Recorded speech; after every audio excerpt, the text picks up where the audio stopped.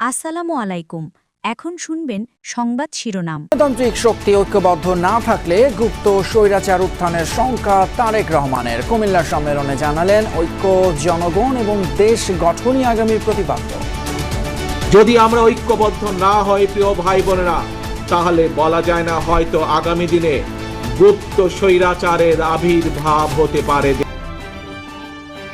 প্রতিশোধ, প্রতিহিংসার রাজনীতি থেকে নেতাকর্মীদের বিরত থাকার নির্দেশ জামায়াত আমিরের। বললেন, দল ক্ষমতায় গেলে দাবি আদায়ে জনগণকে রাস্তায় নামতে হবে না।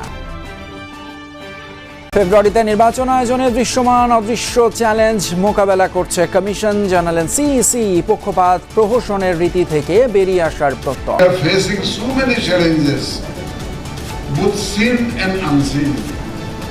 অনেকগুলো চ্যালেঞ্জ আপনারা জানেন না, বাইরের থেকে বোঝার কোনো উপায় নেই, এগুলো আমরা সামাল দিচ্ছি। সকল গণতান্ত্রিক শক্তি ঐক্যবদ্ধ না থাকলে দেশে আবারও গুপ্ত স্বৈরাচারের আবির্ভাব ঘটতে পারে, এমন আশঙ্কা প্রকাশ করেছেন বিএনপির ভারপ্রাপ্ত চেয়ারম্যান তারেক রহমান। তিনি বলেন, জনগণ যেভাবে চায় বিএনপি সেভাবেই পরিচালিত হবে। কুমিল্লা দক্ষিণ জেলা বিএনপির কাউন্সিলে দলের স্থায়ী কমিটির সদস্য সালাউদ্দিন আহমদ বলেন, রাজনীতি দিয়ে যারা ইসলামকে বিভক্ত করতে চায় তাদেরকে ব্যালটের মাধ্যমে জবাব দেবে বিএনপি। দীর্ঘ 16 বছর পর কুমিল্লা দক্ষিণ জেলা বিএনপির কাউন্সিল সভাপতি ও সাধারণ সম্পাদক পদে ভোট না হওয়ায় নেতাকর্মীদের মাঝে উৎসব আর আগ্রহ ছিল অনেকটাই ম্লান।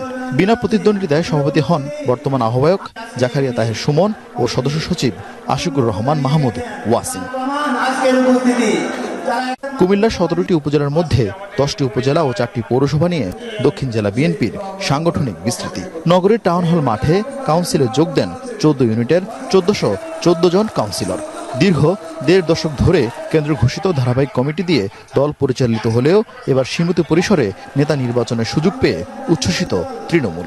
তারেক রহমান যেভাবে আমাদেরকে নির্দেশ দিবেন ওভাবে আমরা আমাদের গ্রামে, আমাদের এলাকা, আমাদের পাড়ায়, যার যার জায়গা থেকে আমরা কাজ করব। যারা বিএনপির দায়িত্ব পাবে তারা অবশ্যই সবাই সাথে সম্মিলিতভাবে তারা দায়িত্ব পালন করে, সবাইকে মিলেমিশে দায়িত্ব পালন করবে। বিকাল 3:30টায় জাতীয় সঙ্গীত পরিবেশনের মধ্য দিয়ে সম্মেলন শুরু হয়।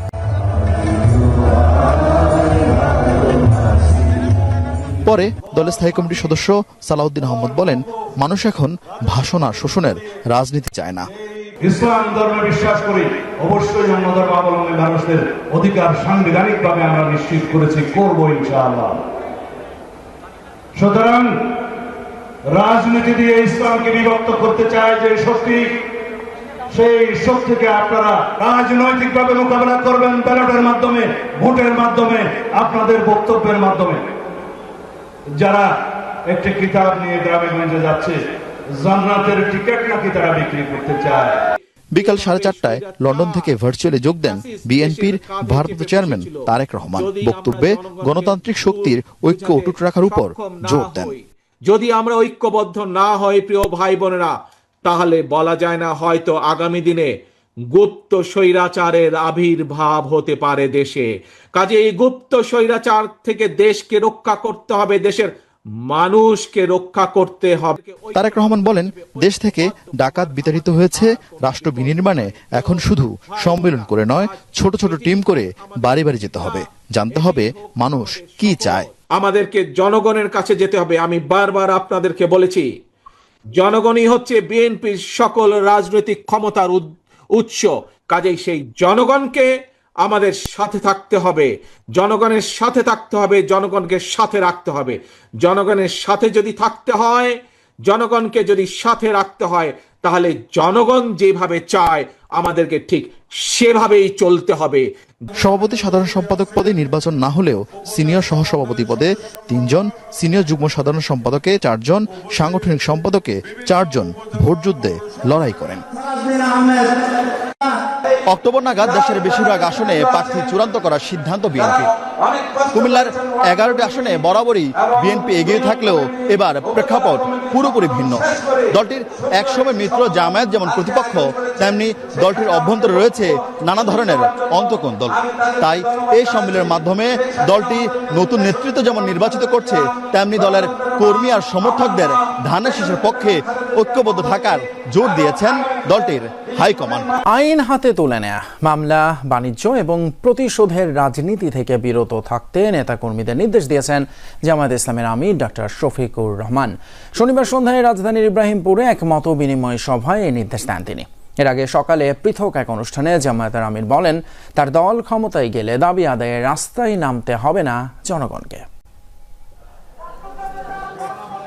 রাজধানীর ইব্রাহিমপুরে জামায়াতে ইসলামীর কাফরুল দক্ষিণ থানার আয়োজনে বিশিষ্ট ব্যক্তিদের সাথে মতবিনিময় সভা। অনুষ্ঠানের প্রধান অতিথি সংগঠনটির আমির ডাক্তার শফিকুর রহমান। প্রধান অতিথির বক্তব্যে প্রতিশোধের রাজনীতি থেকে বিরত থাকতে দলীয় নেতাকর্মীদের নির্দেশ দেন জামায়াতের আমির। দেশকে শৃঙ্খলায় ফেরাতে দায়িত্বশীল নাগরিকের মতো কাজ করার আহ্বান জানান। বলেন, দলের কেউ দোষী প্রমাণিত হলে তাদের বিরুদ্ধে কঠোর ব্যবস্থা নেওয়া হবে। প্রিয় সহকর্মীবৃন্দ, অতীতের সমস্ত কষ্ট এখন পায়ের তলায় ফেলে দেন। কেউ কারো উপর কোনো প্রতিশোধ নেবেন না। ধৈর্য ধরুন, আল্লাহর শুকরিয়া আদায় করুন এবং দেশকে শৃঙ্খলায় ফিরিয়ে আনতে একজন দায়িত্বশীল নাগরিক হিসাবে দায়িত্ব পালন করুন। কেউ আমরা আইন হাতে তুলে নেব না। আবার কারণ আমি মিথ্যা মামলাও দেব না, যে মৌসুম পেয়েছি এখন ইচ্ছা মতো মিথ্যা মামলা শত শত দিয়ে এখন মামলা বাণিজ্য করে কিছু কামাই করে নেই না, এ কাজও আমরা করবো না, এটাও হারাম। এর আগে সকালে কাকরাইলে ফোরাম অব ডিপ্লোমা ইঞ্জিনিয়ার্স বাংলাদেশের বার্ষিক কাউন্সিলে যোগ দেন জামায়াতের আমির। বলেন, তার দল ক্ষমতায় গেলে দাবি আদায়ে জনগণকে রাস্তায় নামতে হবে না। আমরা আপনাদেরকে কথা দিচ্ছি, ইনশাআল্লাহ আল্লাহ তাআলা যদি এই দেশের খেদমত করার সুযোগ আমাদেরকে দেন, তাহলে এক মিনিটের জন্য আপনার কর্মস্থল ছেড়ে রাস্তায় আসতে হবে না দাবি আদায়ের জন্য। বলেন, ক্ষমতায় গেলে 5 বছরে উন্নয়নের বুলেট ট্রেন চালু করতে না পারলেও উন্নয়নের এক্সপ্রেস ট্রেন চালু করবে জামায়াত। আগামী ফেব্রুয়ারিতে নির্বাচন করতে দৃশ্যমান এবং অদৃশ্য চ্যালেঞ্জ মোকাবেলা করতে হচ্ছে নির্বাচন কমিশনকে। আর এই কথা জানিয়ে সিইসি এমএমএম নাসির উদ্দিন বলেন, ইসির ওপর পূর্ণ আস্থা আছে প্রধান উপদেষ্টার। এ সময় নির্বাচন কমিশনার আবুল ফজল মোহাম্মদ সানাউল্লাহ বলেন, পক্ষপাতিত্বমূলক কোনো নির্দেশনা দেবে না। সারা দেশ থেকে আসা নির্বাচন কর্মকর্তাদের নিয়ে নির্বাচন ভবনে সম্মেলন।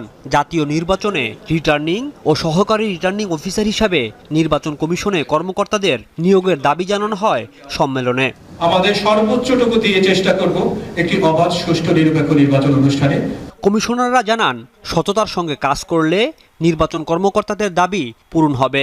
বিগত সময়ে নির্বাচন কর্মকর্তারা সঠিক দায়িত্ব পালন করেনি, অনেকে অতি উৎসাহী ছিলেন।